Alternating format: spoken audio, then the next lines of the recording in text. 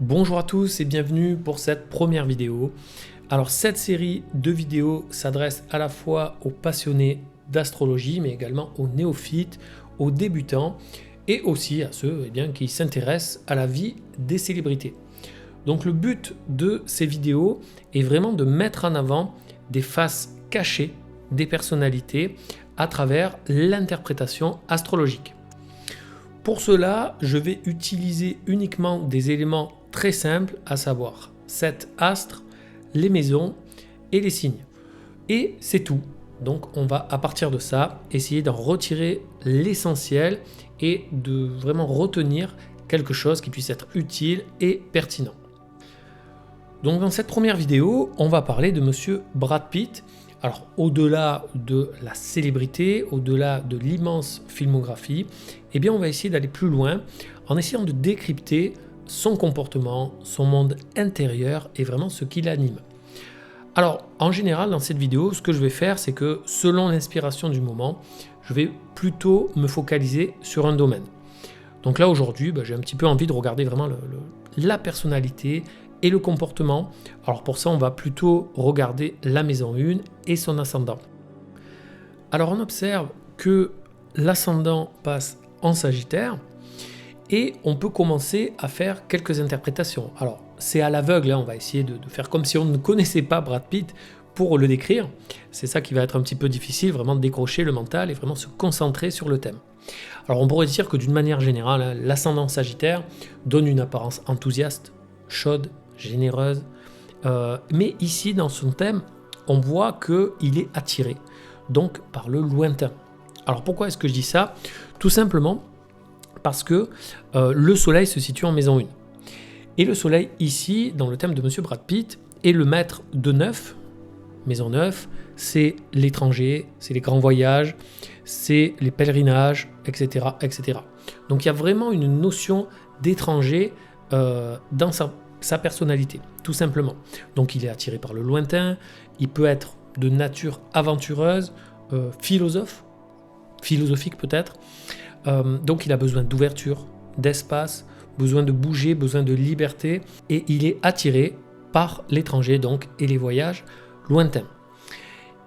On peut voir également, grâce à ce soleil, qu'il y a a priori une volonté de se surpasser, de dépasser ses propres limites, et c'est vraiment un atout dans la personnalité. Le défaut, un petit peu, voilà, vraiment le revers de la médaille, c'est que on n'arrive pas à s'arrêter. On s'emballe tout le temps et on a vraiment de l'énergie à revendre, peut-être un peu trop aux yeux des autres. Ensuite, on observe toujours dans cette maison 1 le soleil en conjonction avec l'ascendant. Alors qu'est-ce que ça veut dire? Eh bien que le soleil a une orbe, ça c'est généralement admis en astrologie par la plupart des écoles. Cette orbe, c'est vraiment une zone d'influence, une irradiation, si on peut dire, de l'astre. Selon les auteurs, ça varie autour de 15 degrés à peu près pour le soleil. C'est vraiment l'orbe la plus grande parmi les 7 astres. Pourquoi? Parce que le soleil est vraiment l'astre le plus brillant. C'est vraiment celui que personne ne peut rater.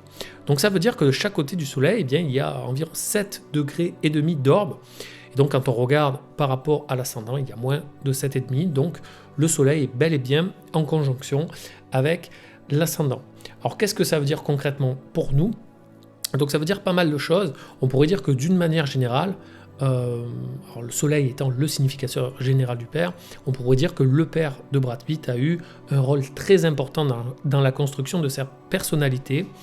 On peut dire qu'en quelque sorte, Brad Pitt recherche à calquer son comportement sur l'idéal que son père a représenté pour lui, ou représente pour lui, je ne sais pas s'il est encore de ce monde. Et cela donne une grande force à sa personnalité, un côté brillant, qui peut aller même jusqu'à un complexe vraiment du spectaculaire, le fait de souhaiter toujours être mis en valeur par exemple. On peut toujours avec ce soleil se dire que la personne a un grand rayonnement autour d'elle, une grande énergie, une grande volonté aussi, mais attention, ça pourrait faire vraiment partie des conseils lors de l'interprétation, attention à un côté peut-être égocentrique. Pourquoi est-ce que je dis ça? Parce que le soleil, est en maison 1, mais il n'est pas forcément très bien placé non plus, donc il peut avoir quelques petits revers de médaille. On peut continuer dans la symbolique en se disant que physiquement, il peut y avoir une grande vitalité, donc Soleil en maison 1, une grande importance de cet astre. On peut faire un petit peu d'astrologie médicale aussi, en regardant la symbolique, en se disant attention au cœur, voilà, symbolique du Soleil, attention à l'œil droit, voilà, vraiment très spécifique aussi, maison 1, mais ça, on détaillera, on en parlera aussi dans d'autres vidéos. On observe également qu'il y a un aspect entre le Soleil et Saturne, on appelle ça un sextile, qui est un bon aspect, un aspect assez facilitateur, on peut dire, qu'il y a une bonne entente entre le moi et le surmoi. Voilà. Par exemple, on pourrait dire que c'est un facteur de sérieux, de discipline, qui donne un sens des responsabilités, d'endurance aussi, et qui peut être favorable au système osseux et aux dents, donc vraiment la symbolique de Saturne. On pourrait également aller plus loin en observant ce que signifie concrètement Saturne dans le thème, à savoir ici donc maître de 2, maître de 3, maître de 2 les finances, maître de 3 la fratrie. Donc on pourrait faire une première interprétation par exemple en disant que eh bien, les finances sont favorisées par l'étranger. Donc les finances Saturne sont favorisées par le Soleil, maître de 9 l'étranger. Donc une personne, a priori, qui peut irradier à l'étranger, voire qui peut briller sur la scène internationale. Donc là, c'est véritablement le cas. Mais voilà, le tout, c'est d'arriver à faire un thème presque à l'aveugle, en occultant vraiment ce que l'on sait, en tout cas sur cette personnalité. Au niveau de la maison 1, on observe également qu'il y a Mars et Mercure. Donc Mars en Capricorne, qui peut signifier, en tout cas dans le thème de Brad Pitt, que les enfants, donc maître de 5 et les pertes, maître de 12, vont être au cœur de l'existence. On va y revenir après avec l'ascendant, on va en parler un petit peu plus. Il y a également Mercure dans la maison 1, donc Mercure, maître de 10, la carrière, maître de 7, le conjoint, qui sont au centre de l'existence. Et ces astres, donc Mars et Mercure, font un aspect en carré à Jupiter, donc maître de 4, aspect difficile. Donc on pourrait se dire qu'au cours de l'existence, il y aura a priori des conflits, il y aura des problématiques liées aux enfants, liées au conjoint et liées à la carrière, et tout ça au sein du foyer. Donc tout ça va être un équilibre difficile et challengeant à trouver. Et pour finir, on peut observer quel est le maître de l'ascendant, toujours vraiment dans ce domaine de la personnalité, du comportement, vraiment ce qui va ciblé et qui va vraiment conduire la destinée tout au long de la vie. C'est vraiment le maître de cet ascendant, donc Jupiter, qui est dans la maison 4. Maison 4, le foyer, les parents, maison du père aussi, maison des possessions immobilières.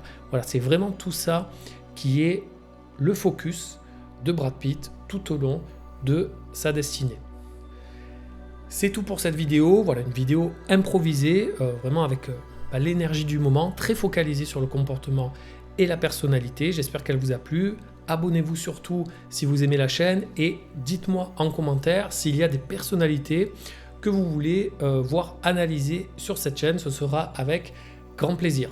Je vous remercie pour votre écoute et je vous dis à la prochaine.